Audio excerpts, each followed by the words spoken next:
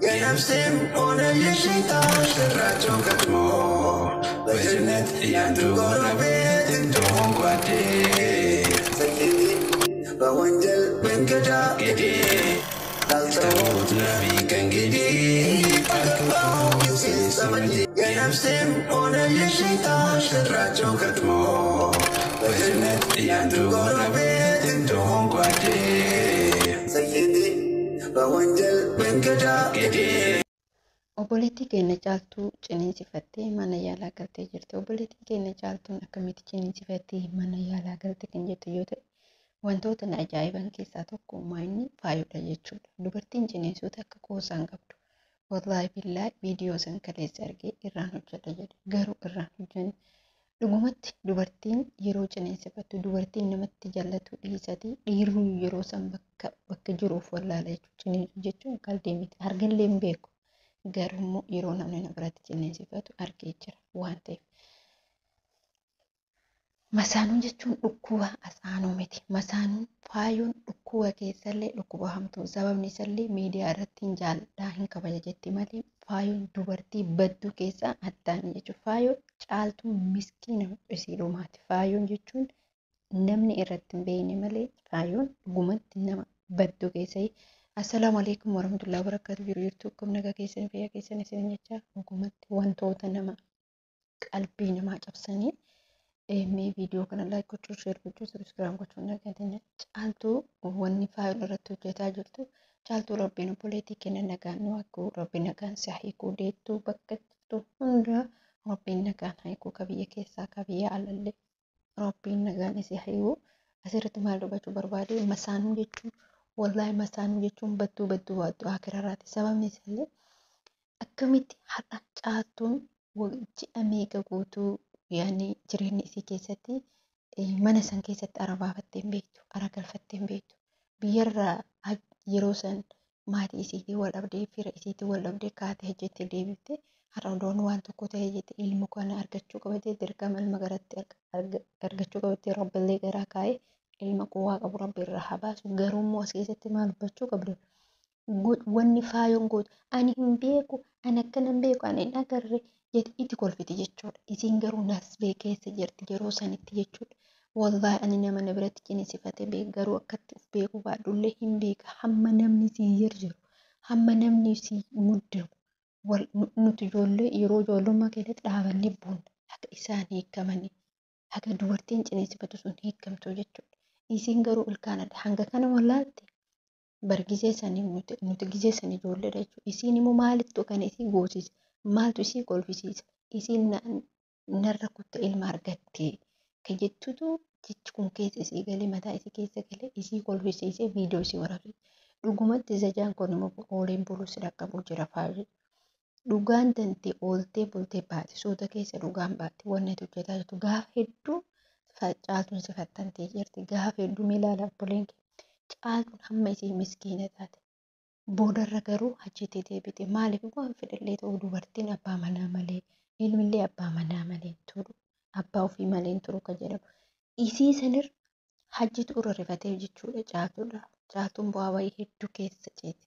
Jibbamteellee tumamteellee waggaa meeqaffaa yookiin waggaa sadaffaa morfaffaa kiliramnaa turte caaltuun jechuudha.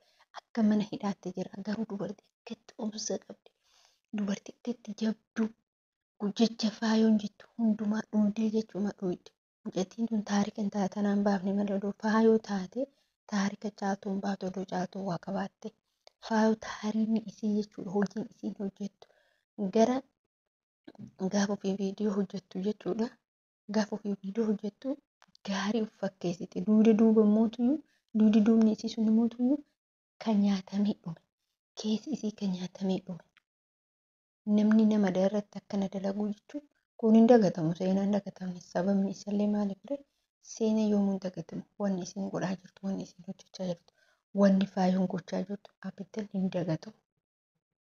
Viidiyoo ofii isiitti waraabdee gadhiifte waan ta'eef ilmi kun guddate akka ati haadha isiitti qootu tarii hojii wajjin jiraataa tarii irraa baata hin beekamu. Rabbii tokkichatti fi isiitu beeka. Kanaaf dubartii irratti masaanuu jechuun hamtuudha. Masaanuu bakka gaarii siin yaaddu hamama sirratti yaaddu yeroo hunda. keerisiin dubbattu sharri sirratti dubbatti yeroo hunda.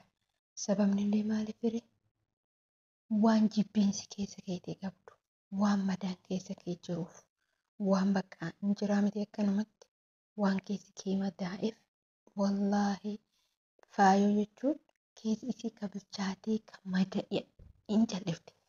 Namni galatti hin jedhu bar nama afaan hin dubbatu wayyaa. Hin baafata kan afaan hin dubbatu. Garuu faayoon dhuguma bakka argee jira. Viidiyoo lama sadii irratti argee jira. Bakka akka isin caaltuudhaaf iddoo hin qabne akka isin caaltu inni dhuma viidiyoo kaleessa hojjette irratti jechuudha. Viidiyoo kaleessa hojjette irratti faayoon waan keeriita kan hojjanne. Haadha mucaan tun nasbee lama keessa jirti. Dubartiin kaa wallaahi hin ulfaata. Maaliif nasbeen duutuu jirtudha. Kanaaf garuu isheen itti qoosaan harakaata tokko hin beekne miti dubartii arabaa takka akkanuma istaayilii san qabda akkas gootu jechuudha. Dhugaa namni galateeffachuu barbaadnu namni galata guddaa qabu hajji irraallee abdiidha jechuudha. Abdiin galata guddaa qaba caaltu irra. Abdiin erga gaafa ulfi kun garatti hafee keenya guyyama tokko jalaa hafee beeka. Ilaan gaafa isheen malatti deebituutti. Sababni illee maaliif abdii wanna kana godhu hin beeka. Dubartiin yeroo ulfa hammam jalqabdu mucattii tan isaantu biyyarraa fidee jalaan hafne. Nutu fidee fi jala badee bakka isheen jirtutti illee waciisillee taaskillee waa hedduu jira biyyaan baaqana keessa. Kanaaf obboleen kiyya wallaahi ana akka kiyyatti faayoon keeriin dalagaan jirtu otoo kiyya mucaan kun rabbii nagaan isaa eegu ishee caaltu rabbii nagaan eegu. Maaliif homa takka taatu hin fayyiti yaani madaan homa miti. Garuu intalli kun yeroo maan jechuudha iddoo qabattu yookiin mana kireef dalaguu qabdi. Gaafa hojiin irratti hojjetellee ani isii gatiin ba'u jettee yaani namni tokko dahiinsi kun salphaatti fakkaata. Galmatti ilaalamu dahiinsi kun salphaa. Yaani namni tokko lobsi biratti hin dhaliin garuu masaanuu fi kun garaagarummaa qaba.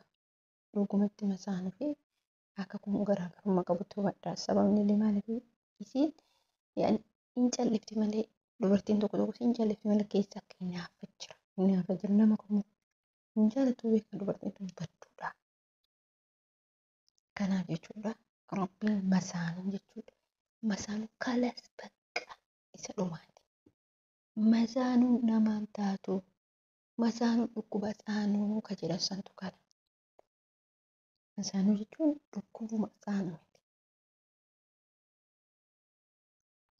Isarraa dhumaati. Ani garuu jaalladhu wallaahi billaahi masaanuu jaalladhu. Shiruma kiyyaratu yaa rabbi kiyyaati. Yaa rabbi kiyya inshaallah yaa rabbi kiyya masaanuu ittiin qabe.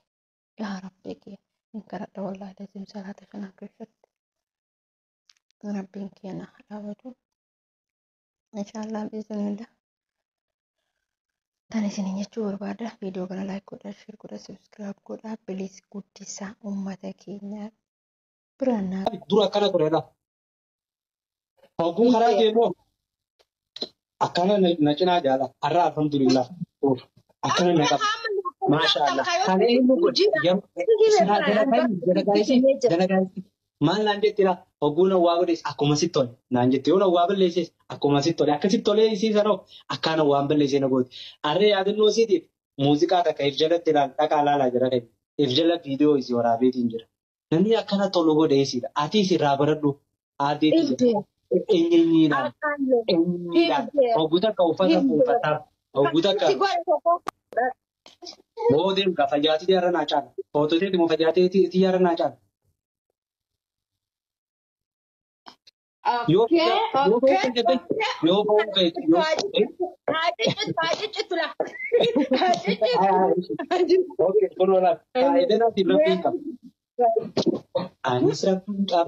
anis rabbiin qaba rakkoon qaba maal jettee ninja akkanji habiibtiiti jedha geeffadhu dhaaf oggu takka habiibtiiti jetti waa'ee madda lubbu waa malee miti waada bakka meeqaadhaan denneetti kunoo karaa nama biyya as hin jirre kaanee ittiin liibii dhufne I am sorry dhiifama naa godhi nama ol quban qabne nama manni keenya hundi biloogii ni beektaatiis